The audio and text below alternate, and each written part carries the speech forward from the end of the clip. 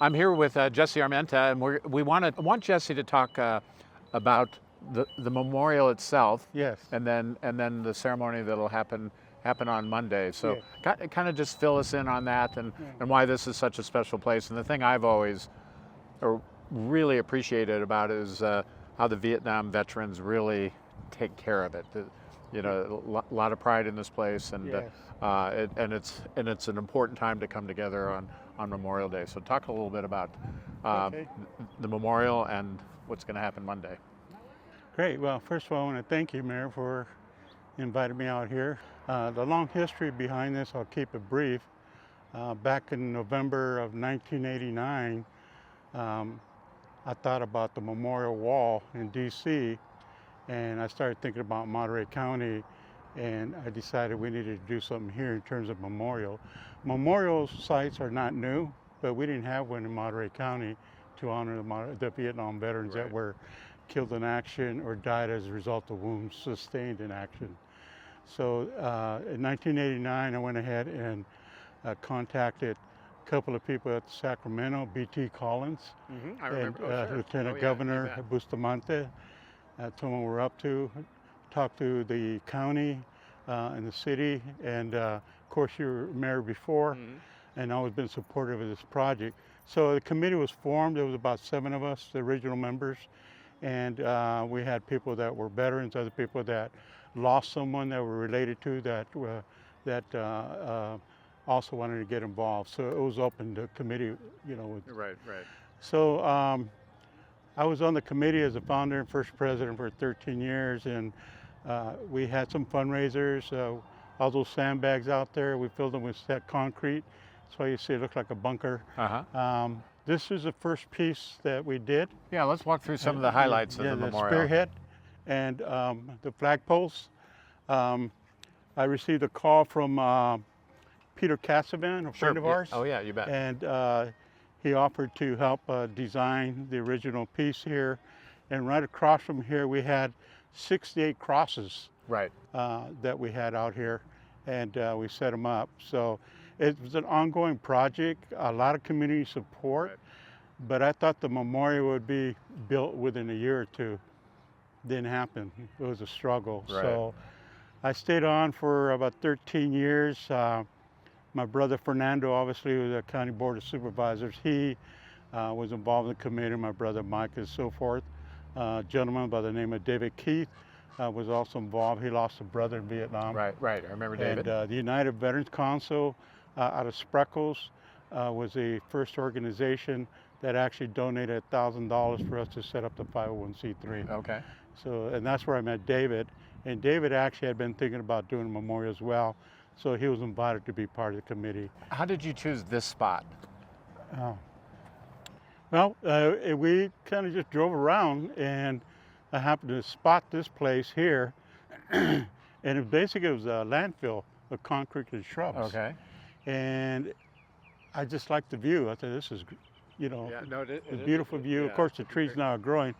And I said, this is a nice site. So I contacted the board of supervisors, and I did get some opposition from one supervisor.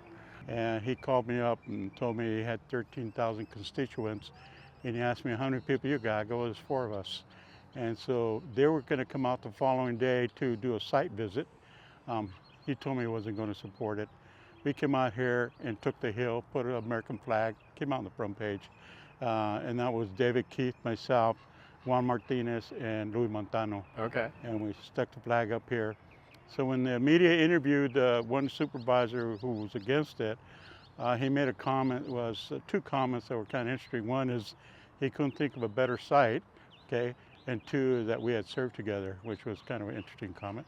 But so the entire board, 5 board members, especially Barbara Shipnuck, were very supportive and voted unanimously to set this aside for the Vietnam Memorial, including the bottom portion, which is the Veterans Park. And that was a nice add to. So that's how the project started. Okay. I remember a Gold Star mother, Pilo, who would come up here. There was no concrete here. We just come up here. There was dirt holes and gopher holes, and we came up here, and it was just flat brush land that they just threw stuff on it. And I remember she made a comment she thought would never get it done, and I told it will be done. It will be completed, and then it was. And I believe, what I understand, she was on the committee for a while. Okay. So we had a number of people in the community that's been involved in the memorial committee, and we've had a lot of people, like Richard with the New Arrivals and other groups that always come out here and support the families that come and see their lost, lost ones. So it's been yes. Well, and you mentioned the 68 crosses, and one of the most, I think, the most moving parts of, if memory serves, because this will be my first time back as mayor for this go around. Yes. The rifle and the helmet is yes. part of that. Talk a little bit about what that means. Well, the rifle and the helmet obviously is something that we, as soldiers in the war, that's what we carried all the time. We slept with it, and that, and it really represented our commitment to our country, the United States. It wasn't a very popular war, but nonetheless, as I say, we're good soldiers. We did what we had to do to get back home. I had no clue what the war was like. I was 17 years old when I volunteered, and I got back. I was already, did my time, and I thought about my other brother, Danny, was going to go in too, and I was real nervous him going in. I have 3 other brothers that served in Vietnam. Okay. Fernando, Mike, and my oldest brother, Aurelio. And that was interesting because I actually saw my oldest brother over there. Oh, okay. Yeah, and he asked me, what are you doing here? Okay, and I had my helmet, my rifle, my flap jacket and all that. So what the hell you think? I'm trying to survive, man. I spent my time in the mountains. Okay. He was in Cameron Bay, a big base, and very a good person, man. He was a very good person. The committee is still active. There's a couple of new members that I know, Joni and John Macias and so forth. Some of the other members are retired. So there's been a turnover. Okay. Yeah. So, but that bodes well for the kind of a regeneration of leaders that are going to keep this alive. And yeah, you pass the baton. And yeah. The reason I mentioned I was on for 13 years, one of the interesting lessons I learned, life lessons, is I didn't want to let go of the project. I was afraid nobody else would finish it.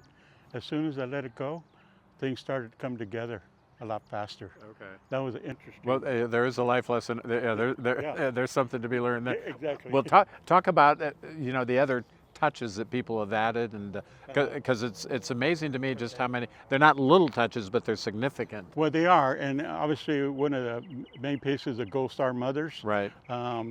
We had a lot of moms that come up here, and we would put on the display big photographs of their son and so forth. And so this monument was put together and dedicated for the Gold Star Mothers to recognize that they lost their son in the war. Obviously, we lost women in the war as well. Right. Certainly want to recognize.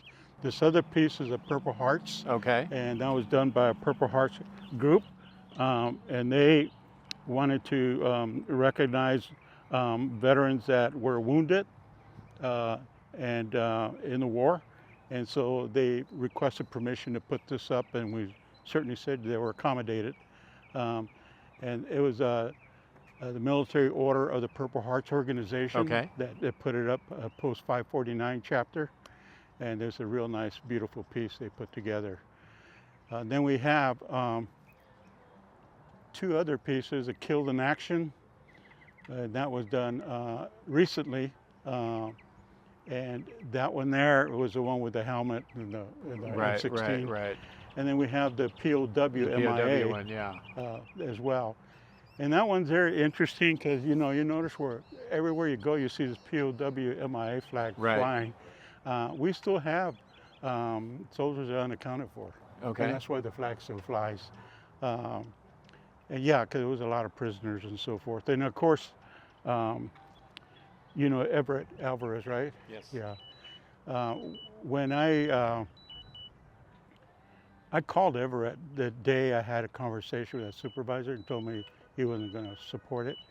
And I told him, hey, this is going on. And he told me, Armenta, what you guys used to do in Vietnam? I said, we used to take the hill. They said, damn it, take the damn hill. Yeah, well, and that's you what did. we did the next day. You did. You definitely did. That was an interesting piece. And the other interesting thing about this hill, and the trees are blocking out the view a little bit, but I'm just really struck how peaceful and what kind of an idyllic setting is to come and sit. I noticed the benches all gave some gave all. But it's really a place to come and just reflect Oh yeah. on things as well. And I Yeah. imagine a lot of folks do that. Well, it's a beautiful. I mean, look around all the plants and so forth. Yeah. I mean, it just.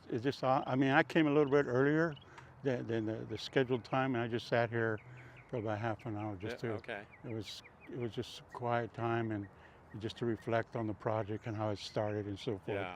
And how we dedicated the flagpoles. We're really excited about that piece. Well, and the flowers, really, I mean, it really is Oh, yeah. gorgeous. Yes. Yeah, it's something everyone should be really proud of and a real community treasure.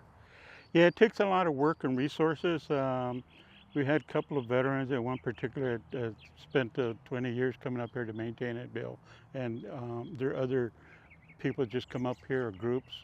There's a new one, Monterey County Semper Fi fraternity of Marines. Actually, I belong to that fraternity, and we come up here a couple of times to clean up. Okay. So there's different people that just show up and bring the shovel and so forth. Yeah, well, they've done a beautiful job. Yeah, and then of course you have the government agencies, the city and the county, that have been very supportive. I was really happy that the Board of Supervisors set aside the property. Yeah, no, I can appreciate it. So talk about what happens on Memorial Day. You have an annual gathering and a ceremony. But Memorial is like all the other ceremonies. Starts at 11 o'clock, and the president will be here, and I assume the vice president, some of the committee members, community. There might be a motorcycle club will show up there. I think there's a Vietnam veterans and so forth.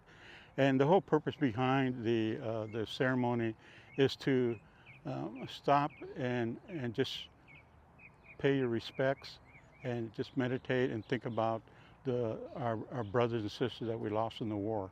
Yeah. Because the average age over there was 18. Yeah, Very isn't that something? It's very young, and we think about it, and I say, okay, 18 years old. And so the ceremony itself allows families to come out here, relatives that maybe never met their uncle, or maybe it was their dad or great grandfather, to come out here and pay their respect, and also honor the other. I mean, we have 78 names now. We started out with 68. Right. And it was interesting that they were able to find other names to add to the memorial. And that's kind of what happened to us with the 68. We were actually less than that. And that's how B.T. Collins, the lieutenant governor, they were able to pull some records and found some other ones. That's how we came up with 68. And then since then, they've added another 10. Yeah. So, but the memorial gives an opportunity for people to get together, meet each other, talk to each other, and celebrate and memorializing the contributions made by our men. Before we wrap up, and obviously, I know the entire community wants to thank you for your service. I'm really struck as we're talking about the memorial, but just running into your brother, and what are you doing here? Just trying to survive and get home. Yeah. I mean, that's just really a statement on the, you don't know what to expect, and once you get there, I assume that that instinct kicks in pretty quickly. It does, especially when you're landing under fire. Yeah. Yeah. That definitely. Yeah, it was kind of interesting. The thing I'm always struck by is, Yeah. is just how random all that is. Yeah. It doesn't matter how good an athlete you are or how fast you are. No. There's just a random component to all Yeah. that's just really, which is why we all really ought to thank you and the others for their service, because you can be, no matter how well prepared you are, there's just a random element to all of this to getting you back home. Absolutely, I agree with that. And talking about returning back home, there's a lot of us have PTSD. Some of them, we have a high suicide rate. They call it the 22. Every day, 22 veterans commit suicide. I think it's important to note that if you know a veteran, invite them with coffee. You just say, hey, come on out, or do this or do that. You'd be surprised, because we're up in age now, especially if you live alone. It's good to be able to connect. Yeah. And so it's important. And that's why I connect with the fraternity of Marines, to keep busy there. And then I sit on another, still involved in the community, Good. with a heart thing, just to keep busy. So it's important not to forget the veterans and let them know. And I also want to really point out the contributions made by the nurses there in Vietnam, working at evac, the hospitals and so forth. They did a lot, and they saw probably the worst part coming sure in. they did, And I think about them and all the trauma that they were exposed to. So, you know, it was a really just a connection between all of us. And of course, again, it wasn't a popular war, but I think also there were individuals and communities and families when we came back that did recognize the need to support and welcome us home. Good. Yeah. Well, thank you for, Sure. thank you again, obviously, for your service, but really thank you for this contribution to the community, and your words really help us think the things we should be thinking about on Memorial Day. It's really important. Absolutely. And you couldn't be more eloquent, so thank you. I also want to thank you for your community service as a mayor, and I've known you for many years, Dennis, and I spoke to my brother Fernando earlier, and former board supervisor. I told him, guess who I'm going to see today? He goes, Dennis. I go, Dennis? I go, yeah, he invited me to do an interview. And he goes, oh yeah, Dennis, he's a good man. Well, I appreciate that. You know, I'm always supportive of the veteran community. You know, my son served, and what I try and do is just serve the public and honor the work you all made possible, because we don't get to do what we do unless you guys did what you did. So thank you. Got it. And my best to your brother also. Good. Thank you, sir. Okay.